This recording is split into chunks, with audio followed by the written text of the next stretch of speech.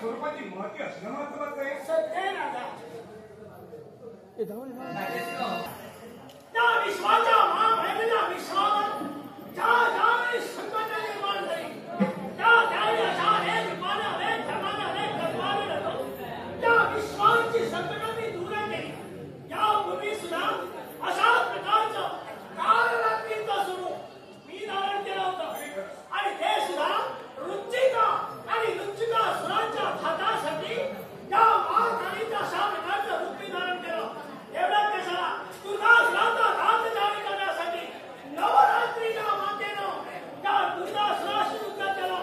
त्यावेळी सुद्धा 7व्या रात्री कालरात्री काही माता म्हणून मी यावेळी विश्वासाचे प्रकट झाले होते आणि आज सुद्धा त्या विश्वाचं संकट पुन्हा वास्त करण्यासाठी अशा या कालरात्रीच्या रूपात मी या बाबतीत मग आई हे गर्भवा मला दिसते.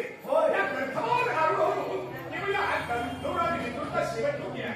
मग मागे सांग हे गर्भ हे गर्भामध्ये एकच आहे. दादा तुला याची जाणीव आहे पण तुला या माझ्या मुखातून त्या विश्वाला पटवून द्यायचंय. आणि जर तसं असेल तर आहे त्या काशीच्या पुण्यक्षेत्राच्या ठिकाणी व्यासमुनीला त्यावेळी ग्रह निर्माण झाला आणि व्यासमुनी त्यावेळी काशीच्या पुण्यक्षेत्रात असताना भुकेनं व्याकुळ झाले. भुकेचं शमन शिव पार्वती रूपानं त्या मातेनं आणि त्या शिवानं केलं.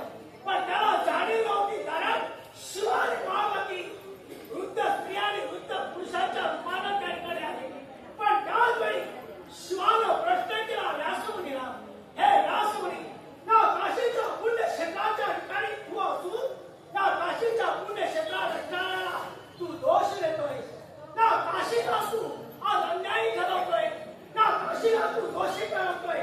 मग मला सांग ज्याचा अन्याय नसेल त्याने विश्वाच्याकडे अत्याचार केला नसेल ज्याच्याकडून चूक केली नसेल ज्याच्याकडून पापाचरण केलं नसेल त्याला जर नाल जर कुणी शाप दिला असेल त्याला नाल जर कुणी शरणाचा प्रयत्न केला असेल तर त्या व्यक्तीला काय म्हणावं.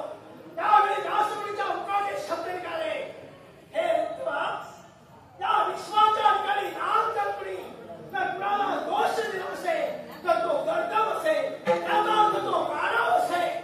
आणि त्याप्रमाणे शिवानं नास्ते शब्द उच्चारले.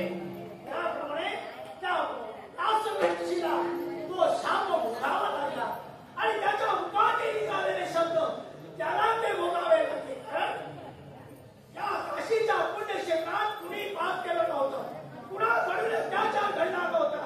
पण नासमुनीने नाव काशीपुरीला दोषी ठरविलं आणि त्याच्या मुखातून निघालेले शब्द त्याला ते भोगावे लागले आणि त्या शिवाला त्याला शाप दिला. तो घडलं म्हणजे गर्भवाप्रमाणे याने कृती केली म्हणून गर्भवशी. मग माये मला सांग या गर्भवात तू आयु झाले याचं तुझ्या गर्भवाचं काय. त्याच्या पुढं त्या गर्भपाला त्या विश्वाच्या ठिकाणी त्या काल रात्रीचं भाव म्हणून तत्पर व्हावं लागेल. त्याची गरज असेल त्यावेळी हा गर्भ रूपानं माझ्या सानिध्यात असेल असा माझा आशीर्वाद आहे. आमची इच्छा त्या रुद्र व्यक्तीला मला सांगू काय होय ना. मग त्या कर्तव्यासाठी आपण काशीच्या या रुद्रस्थानापर्यंत आला. मग त्याला स्नान करा इच्छा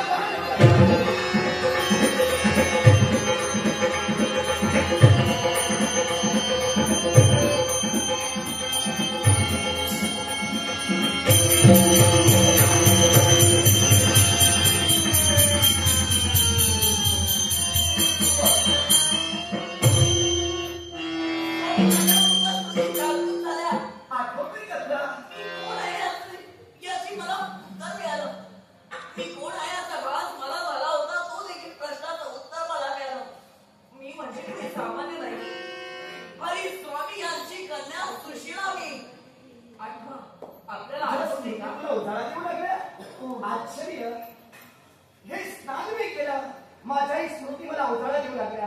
अगं मी गंधर्व मंगल की तू गंधर्व काय प्रकार स्वामी या सुशिलेच्या रूपामध्ये मी ढाळला होता आणि केवळ या सुशिलेची अभिलाषा धरून तुम्ही माझ्याहून मागं आलात.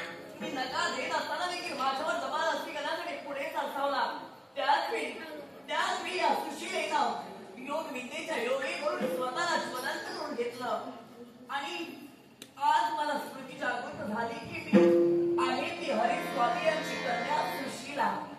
इथला तुम्ही दुसरा तिसरा कोणी नसून मी मंगल केतू गंधर्व. मग आहे मला एक सांग, या ठिकाणी या दोघांनी या रुद्रवापीच्या ठिकाणी या कुपवापीच्या ठिकाणी स्नान केलं आणि यांना ज्ञान हे पूर्वस्मृतीचं जागृत मिळालं. सत्य आणि याला गाणे कशा प्रकारचे श्वान स्वतःच्या शिवाला